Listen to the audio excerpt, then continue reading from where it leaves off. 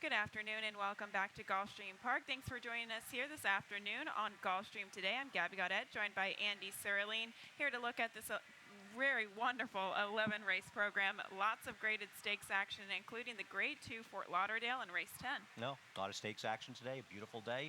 Lots of good racing here. Getting ready to get to work. Absolutely, and we are only just 1 week away, actually, from Sunshine Millions Day and Eclipse Awards ceremony. Obviously, the 45th Eclipse Awards will be held here at Gulfstream next Saturday night, and always a very fun day and a very fun evening. Something makes me think it's going to be a lot of American Pharaoh, the Eclipse Awards. It's just a gut feeling I have, but it feels like he might dominate. I think you might be wrong, but really? I'm kidding. It's going to be a great day, so make sure you come out and join us here next Saturday as well. You can get your Eclipse Awards tickets at ntra.com. But we'll take a look at today's card as well and look at some of our featured wagers and our carryovers. And in race 1, we do not have a carryover in that rolling super high 5, but dive on in. It's a good race to get involved in early. We also have the early 50-cent pick 5. And in race 6 today does start the 20-cent Rainbow Pick 6, a carryover just over $6,000 in there. And race 7 does kick off the late pick 5 as well. We'll take a look at race 1, though, on the card here. And it's an open $16,000 claiming event, a mile and an eighth on the turf course. And I believe you constructed a little pick 5 ticket. I do have a pick 5 ticket. How did you know? That was an amazing guess on your part. I'm going to try to get to the first race with the 3 and 5. I'm actually not a fan of the 3, Powerful Instinct, who's going to be the favorite, but I think he's much the worst to beat. I just don't trust him on the win end. And I felt like you either went thin or you went with a lot of horses. My top choice in second have been scratched, so I'm going to use the 8, 9, 11, and we'll progress through that ticket in the card race we go through them. But, you know, the first race, Gabby, to me, I don't know how you felt, and I see you've picked against Powerful Instinct. I don't know how against this horse you are. I've got him second here. It just feels like David Jacobson. We showed that stat when I first got here the first weekend that he had little success here. I know he won the stake race here, sloppy track. His horses have underachieved since then. He's the horse to beat. I'm not a huge fan of this horse. I'm not a huge fan either. I honestly think that he should be able to get maybe a similar setup, but at the price you're probably going to get on this horse, I really think there's other options in here. I went with a long shot, the 11 Money Talks. I think, I don't have the morning line, but I think probably 15 to 1 on the morning line. You look at this horse last time out. Was it? Good guess. Yeah. Okay. I was off slowly last time out, and going back and watching the replay, it almost looked as though this horse dwelt coming out of the start or not coming out of the gate. And kind of when he went to go make his move at the 5/16 pole, he checked once again. He didn't really have a late kick after that, but I thought kind of the things that happened in the early part of the race really compromised him in the latter half of the race. This is a horse who you go to his back turf form, and he was running solid races against decent company, including Lucky Lindy, obviously a Grade 3 winner now, took back-to-back renditions of the Grade 3s. I think he's definitely worthy at double-digit odds. I've got him third. I obviously think he has a chance as well. I saw the same things that you did. I've taken a small shot with Concert Stage. He got not the best of rides two back. First of all, if you look at his running style, he was way, way back in there. He didn't have any trouble early. I don't know why he dropped so far out of it. Mm-hmm. And then when he comes in the stretch, I understand the rider didn't want to go to the outside and make a big wide move. That might have been counterproductive. But the problem is when you do that is you save ground, you end up with nowhere to go. Mm-hmm. So it's a devil you do, devil you don't. And he ended up being blocked in the stretch and ran a winning race that day. Last time out, horse threw a rider at the start, affected things badly, kind of interfered with him, and just took him out of the race. And I don't think he had a fair chance to do his running. I don't trust this horse. I don't love the lower percentage rider that's riding him. He's my best alternative. Yeah, and you look at the back form, too. The only thing that my only knock against him, and I picked him second, actually, he's 9 years old. He really hasn't shown the same amount of speed that he's shown in the past, and I just wonder what kind of direction he's going. He's my best alternative of the 3. All right, well, that does kick off the pick 5, and you're only using 2 horses, the 3 Powerful Instinct and the 5 Concert Stage. We'll move on to the second race on the card, a maiden 12,500 event, 6 furlongs on the main track. Scratch the 3, Kiss the Crown. And I would see this horse being a big viable option to try to beat the favorite in here, the 8 Leopard's Hill Road. I'm still going to try to beat this filly on the drop-in class. Yeah, I had picked Kiss the Crown, who seemed like the only reasonable alternative in here. I know Miss Niagara won and got DQ'd in a weak field last time out. Leopard's Hill Road, you've got a stat in this horse. I don't. This is not this. You can talk about this stat. In my opinion, this is a heavy favorite that's very likely to win, that I'm not necessarily running the winner to bet. I've used some alternatives in the pick 5. I used, I think, 3 horses, the 8, 12, and 9. I'm more interested in why you like the 11, Sexy Hannah, because I think the reasons to like the 8 are obvious. The reasons to like the 8 are obvious, but, and I'm only throwing this stat up as kind of a negative, okay? It's actually maiden special weight to maiden claimers. 1 for 5, 2 for 5 in the money, negative ROI. Going back and kind of diving into this statistic, though, many of the Barnes runners that have dropped from maiden special weight to maiden claimers have slowly dropped in class. So they've had several maiden special weight performances, then they maybe drop to maiden 50, maybe maiden 25. This is a significant drop from maiden special weight only after 2 starts, and it's something that's very atypical for the barn to do. Yeah, listen, I agree. I mean, obviously the big question is why you're dropping so suddenly. You've taken a first-time star. I just have a lot of trouble taking first-time stars in general. I know it's a tough proposition, but I have to give Efren Loza Jr. the credit that he deserves, because I singled him a couple weeks back in the last leg of the pick 6 with a first-time starter and a maiden claimer, and it won. So I'm going to keep riding the wave here, Andy. And to be honest, he does very well with his maiden claimer first-time starters. High percentage with kind of higher level maiden claimer first-time starters, but it's about 33% with lower level maiden claimer first-time starters, and this horse just has to show a little bit of talent in order to beat the rest of this field. Well, between you and I, we were both trying to get the same 7% rider home in the first and second race, so apparently the craziest people at Gulfstream are you and I. That's been settled. I don't think that's a bad thing. We'll go to race 3. Makes it a lot easier, that's for sure. It does make it a lot easier. Maiden 12,500, 6 furlongs onto the main track here, and the one Fly Me to Dubai, taking a drop in class. And I do agree this might have been a cop-out pick, but I just couldn't get on really anybody else in this race. Listen, I hear you. I picked this horse second, and it's a similar situation, I guess, the favorite the last race. It's the default horse. You have to use it. And the question is, do you have somebody else? And believe me, finding something wasn't exactly easy. And Miss Lugo, who I've used, the problem with Miss Lugo's race is there's no good angle of that start of the 5.5 furlong races. So I can't figure out what happened to her at the start. But I know she dropped way out of the running of the race. So I'm not really sure what went on. And I'm not sure how aggressively ridden she was once she had been sort of just completely out of the race. She ran a little at the end. It was a first-time star that wired the field that day. I'm not sure she was first. She was a speed horse that wired the field. I'm taking a shot as she's an alternative that has 1 start. The Ford Cassidy's Valentine is a horse, and I usually don't like long-time maidens, but I'll use her in the exacta. 2 starts back was the first time on the main track that she actually dropped down to a maiden 10,000 level. She stumbled coming out of the gate. The winner was a gate-to-wire winner as well, and I thought, she could have run at least a touch better than that. Now she stays at similar company, turf to dirt. Again, long-time maidens, sometimes they're really hard to trust. You don't need a lot of reasons to like a horse in this race. Race 4, we'll move on to, starts the graded stakes action on today's 11 race program. The grade 3 Marshalls River, 1 mile and a 16th on the turf course, and we have Sendiva in here, and I really like her for several reasons, but you go against her here today with the 2 partisan politics, who this is a filly who clearly showed a lot of talent. Yeah, I mean, we'll take a look at her winning the Pebbles 2 races back, and she got a very good trip when she won the Pebbles, and she was actually able to beat Divine Aida. I thought Divine Aida ran extremely well in here, especially when you consider that she was coming off a 7-month layoff, and she ran well to be second. What I think is important about this race at Belmont is you had a very firm turf course, very similar to the course she's going to run on today, and you've talked about Ad Infinitum, and I agree with you that the course is much different when she ran at Churchill last time. She never had a chance to get in that race, and also the Mrs. Revere was a race that was 1 wire to wire, and I think it worked against her running style in general, and I actually don't think she ran that badly, all things considered. She's going to have to take a step forward. She was running in 3-year-old races last year, she and Divine Aida. So I'm going to hope that these 2 horses are ready to take a step forward in here. I want to talk about Sendiva, and so do you. You picked on top. I didn't think she got the best of trips last time. I still feel like Todd Pletcher's horses usually run better than that, but clearly if she runs her good races, she's very tough to beat. Well, first of all, it was off a layoff, and going back and watching her last race, I thought it was different in that she was unusually keen early. It looked like Javier was having a really tough time settling her early, and then she kind of just flattened out in the latter half of the race.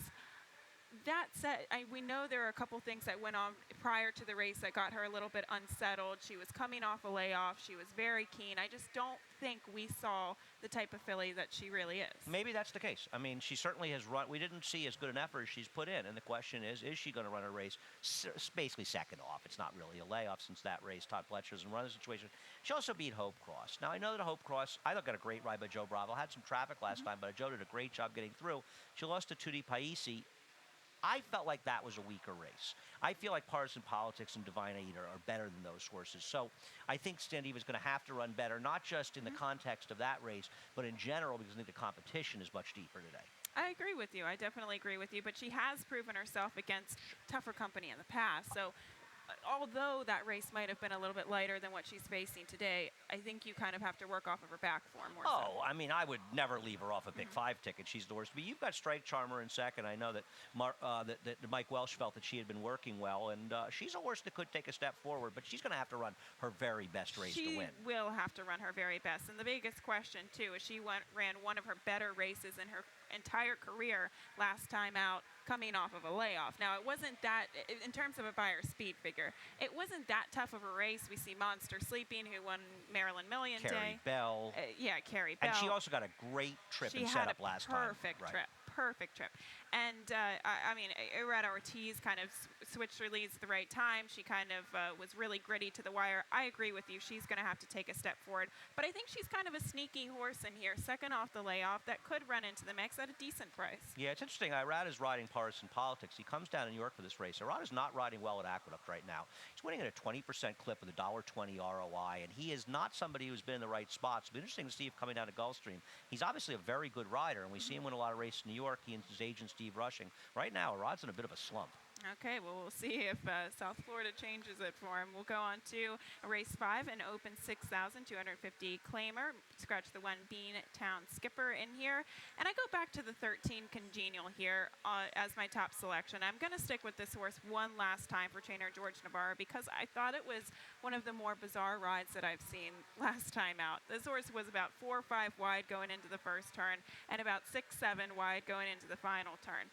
Perhaps this horse was lugging out a little bit, and maybe that was the case. But obviously, the winner of that race, Kitten in May, got a rail-skimming ride. It was a beautiful ride as well.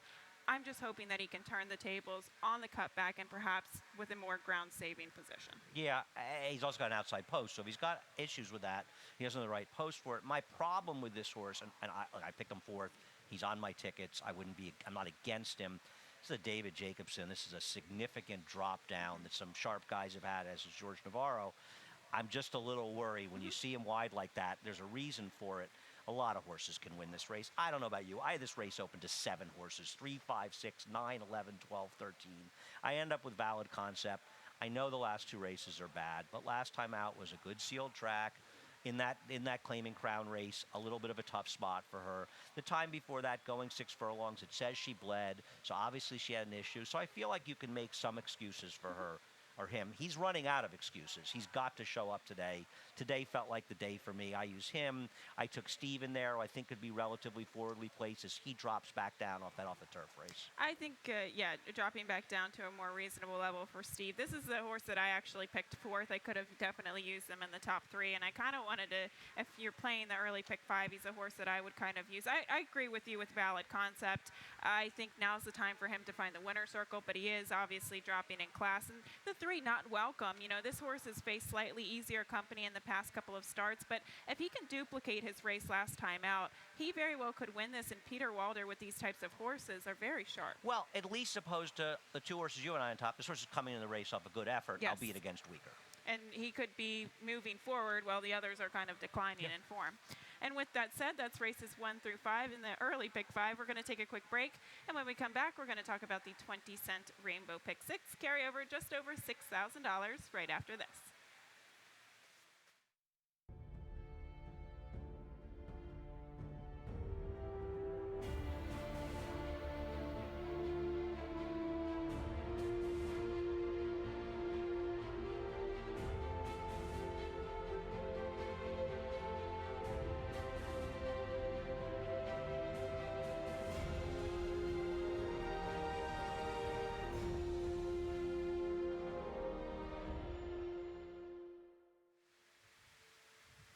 Welcome back to Gulfstream today, taking a look at the 20-cent Rainbow Pick 6 that does start in today's 6th race on this 11-race program.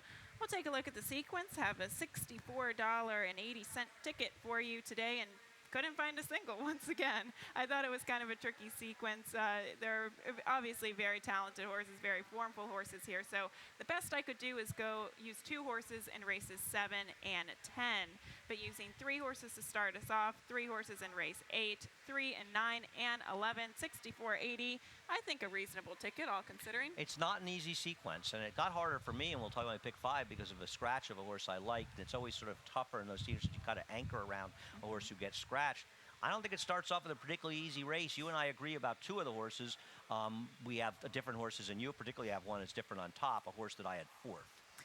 Yeah, I'm going with the 14 Oil Strike, and I could have easily used a couple more horses, but for money purposes, just using 3 horses in the first leg of the sequence and hoping that one of them gets home.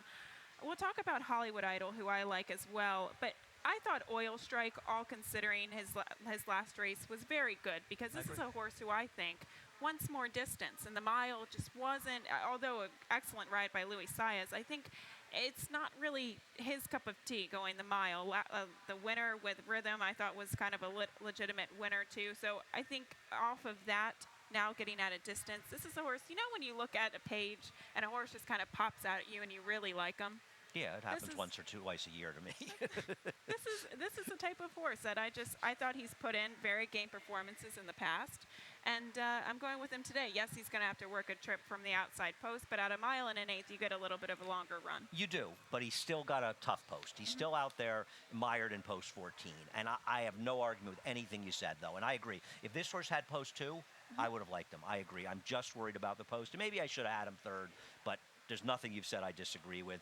Hollywood Idol, I feel like this is a vastly improved horse for Ralph Nix. His horses are running very well in Florida. I know it was a mile and 3/8 last time, but he's been efficient going these shorter distances. He feels to me like he should be in a reasonable position. I know he's got, for goodness sakes, that's some speed, and the pace may not be that slow, but I'm hoping he can get a reasonable spot. They won't go too fast with Joel riding him, and I just like his efforts. I think he's a very logical horse. I agree with you, and I think he's also tactical. Last time out, he was very far in front of the rest of the field early, and was beaten by a very good horse, obviously, in Mr. Maybe.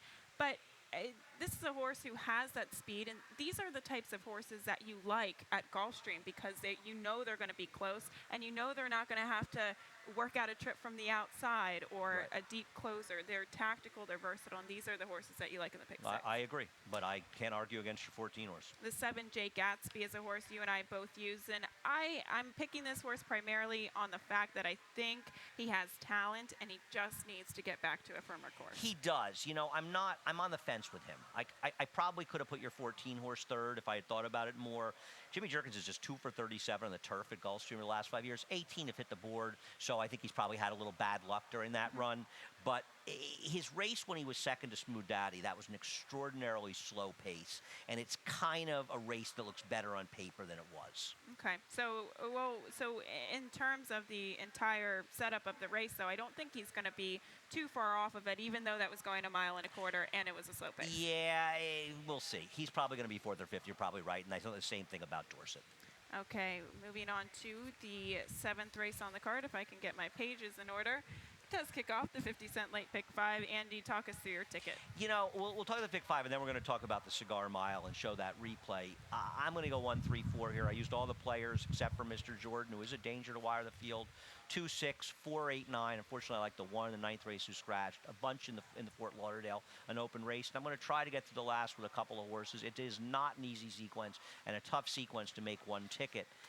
This race, you've got 2 distinct races to deal with. You've got Valid with a good form, the Harlan Holiday, and you've got Matru and Mishwish coming out of the Cigar Mile. Obviously, they lost to a top horse in Tonalist, but that's not to denigrate Valid. But as we go to the replay of that race, I want to show the race because what's interesting about it is I thought Matru was in a spot where he had to go after, slow pace or not, the heavy favorite in this race who didn't run, but he had to get outside of him, and he had been wide.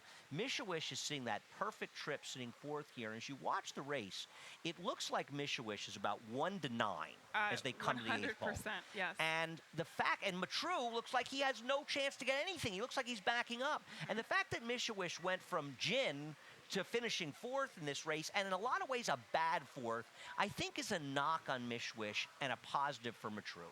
I agree with you, and I've watched this replay several times, obviously, including this morning, and I still have the same opinion about it. I thought Matrew put in a more solid of a race than Mishawish, and again, it looked like at the top of the stretch, Mishawish was just going to run away from the rest of the field, and the fact that he really didn't finish well, and going against very talented and obviously fast horses in here, I worry about him a little bit. I agree. He still ran well enough that he could win the race. Mishawish, I'll never get it right. But I wanted to take the horse that I thought was the best horse out of that race and the best horse out of the Harlan's Holiday, and that's clearly your top choice, Valid. I think Valid, I think, is coming into this race in a very good form. Obviously, he had plenty of excuses in the Breeders' Cup Dirt Mile, outside post, faster horses, and he's probably just not that caliber of a horse.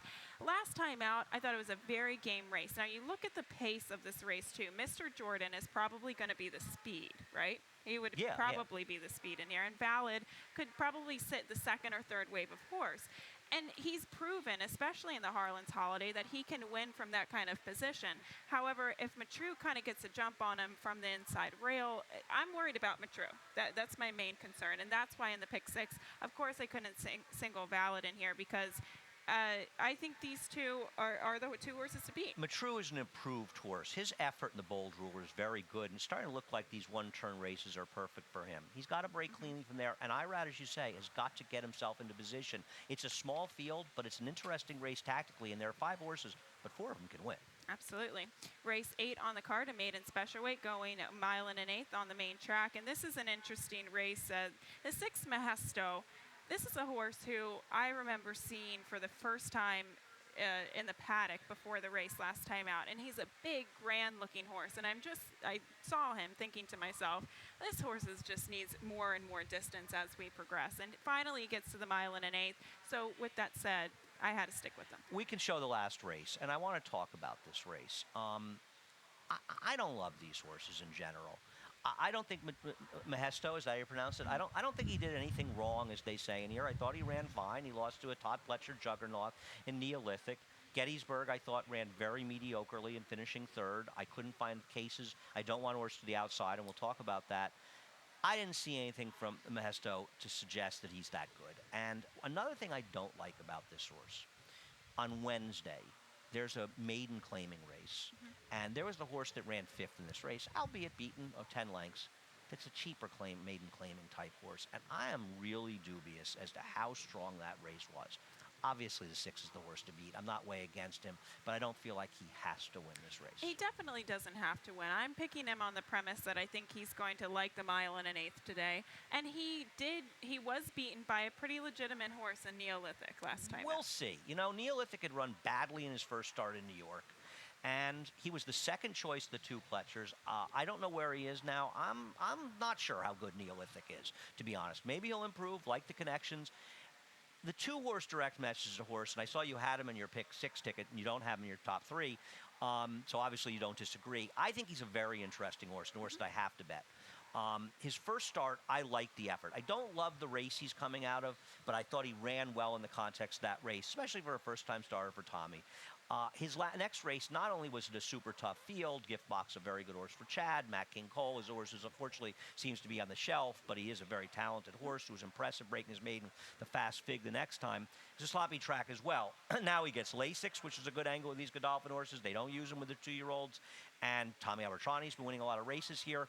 I'm committed. I'm in. I'm betting. We'll see if he's any good. And he's a Bernardini, and he's getting to a mile and an eighth, and he's getting out of distance with the Lasix. I think there's a lot of things to like about this horse. He's very well bred. I agree. And, you know, the other thing is I don't want anybody else in here. I agree with you about the 12 who you've got second, Viva La Kid. This horse might be okay. I can't take post 12 in these races. It just seems like these horses get lost in no man's land, and they have to be so much the best to win. It's going to be very tough. I mean, this horse had a tremendous amount of excuses kind of in his last race. He almost clipped heels, or he did clip heels. He almost fell down. After braking slowly. Going into the first turn as well. So I thought he had a tremendous amount of excuse. And I don't think he necessarily needs to be that far back either. Obviously, with early trouble and a slow break, he'll be more tactical today. But tough to take from that outside post position. He drew an inside post. He would have been on my play. And no question about it. Gettysburg, though, this is the type of horse, I agree with you. I thought it was an average performance last time, and it almost looked as though he was going backwards, and now he has to get more distance. Do you throw him out of the pick 5, pick 6? Yeah, I don't like him at all. Okay. I put him third because I didn't like anybody else more. I had to throw him in. Okay. Another cop-out pick. Okay. Race 9, first allowance optional claiming event. Scratch the one more shot near going a mile in the 16th. And I know this was a horse that you were trying to beat some of the favorites in here today. I agree with you in that this is a race where I think there might be some very vulnerable favorites. Yeah, I liked the one more shot a lot and had a case to make for him. He's scratched, so I end up with the horse Battery, or I'm not a fan of. I end up with him over Perfect Saint. I don't have anything to say because it's obvious why Battery is going to be a short price. It's Todd Pletcher. I don't love his post, but it's only post 7 at this point. I didn't want anybody else, and I'm loath to take turf horses because in general, they take a shot with these. I don't blame them for taking a shot. It's Triple Crown prep time. You look at this is a non-winners of 1 on a Saturday at Gulfstream for 3-year-olds. This is not the caliber of field we've seen in the past. This is a wide open trail for the Derby, so I don't blame. I would take a shot too, but I'm not betting them. Yeah, I mean, I don't really trust the 5, Baby Bear Soup. I don't really trust the 8, Battery. We very well could see them completely prove me wrong. Battery is better. I use both of them actually in the pick 6, but the 7 Southside Warrior is the one that I'm going to take a shot with. Mark Casse actually has pretty decent numbers over the past 2 years with turf to dirt and allowance, a kind of a smaller sampling, but a positive ROI. And this horse, I'm willing to give him another shot, as you kind of are with the horse earlier in the day, out of that gift box race. Obviously, that was a talented bunch of horses. It was a sloppy sealed track. But keep in mind, he was entered to run on the turf. He wasn't an MTO. Direct message is a different story. That's one thing to keep in mind. They ran him that day because he probably needed a race. Doesn't mean he can't win here, but they weren't entered in that race with the intention of running on the dirt. Well, obviously, because they ran him on the turf in the previous 2 starts as well. But on the bottom side, the mare was a quick dirt sprinter. I'm hoping that this horse can transition a little bit of form to the main track. This is a race where you're supposed to be guessing. Your opinion may stink, but listen, I end up scratching into the 8. I'm no big fan of him. We'll move on to the 10th race, the Grade 2 Fort Lauderdale, going out to the turf course at a mile and a 16th. Scratch the 2 and the 9 in this event, and we have the one Lochte coming back in here, and obviously a very talented horse indeed. We'll take a look at the replay at Gulfstream Park West. And, well, this was interesting. Yeah, this is why we're showing it, because it's hard to see. It's a very difficult situation. It poured as basically the horses were getting ready to go on the track. It was like a pond out there. And I actually am showing it not to show Lochte, but so people understand that aren't aware of the conditions why All Included was a complete no-show in there. You know, why did he run this dramatically subpar race? Because you can see, I mean, they're splashing water down the stretch. It was an unusual situation you'll almost never see at the track because they probably would have taken it off the turf if it had rained 45 minutes earlier. And but they couldn't do anything about it. You even look at the final time as well, Right. 1 minute and 15.4. So obviously, I mean, if you're looking at the times, you don't even have to really look at the replay. They could have run to the lake on the infield, and it would have been a similar situation. And All Included, I didn't like the ride he got in the Knickerbocker. I thought the situation, and I'm a big fan of Manny Franco. I think he's been riding well in New York, where they had to do one thing in there from the outside post, and that was go. And I thought Manny rode very, very indecisively, and it cost his horse his best chance. And he still didn't run that badly. I thought he was improving for Todd. I'm going to give him one more chance because I think he's dirtied up by that last race. But listen, Lochte's very good. Heart to Heart is very good. Are you absolutely convinced that Heart to Heart's going to clear Fredericksburg easily inside of him? No, I'm not convinced. But this is the type of thing, too. I really like Heart to Heart, and I think he's a very good horse. He has speed. Now, sometimes, even though you draw from the outside post and are a little bit compromised by it, sometimes still the best horse wins at the end of the day. And again, it's not, he's very fast. Fredericksburg is very fast too. But that's the only other horse that he really has to deal with. I agree.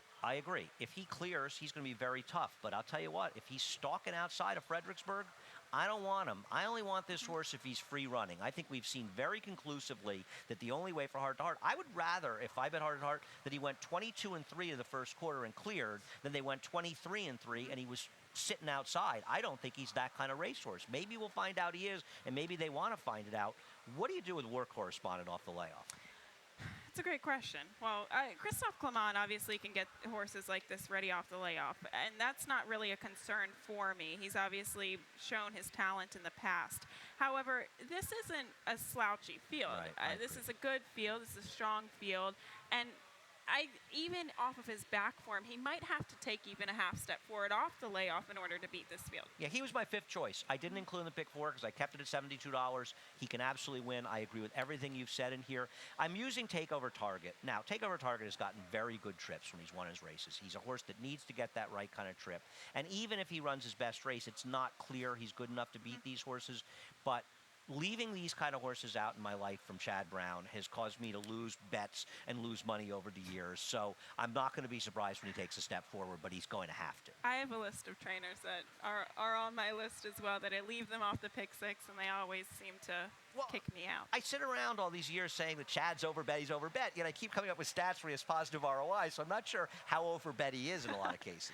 All right, well, we'll take a look at the 11th and final race on the card. A nice maiden special weight, 7.5 furlongs on the turf. And speaking of Chad Brown, the one Consumer Confidence is a first-time starter for Chad. You and I both don't use this horse.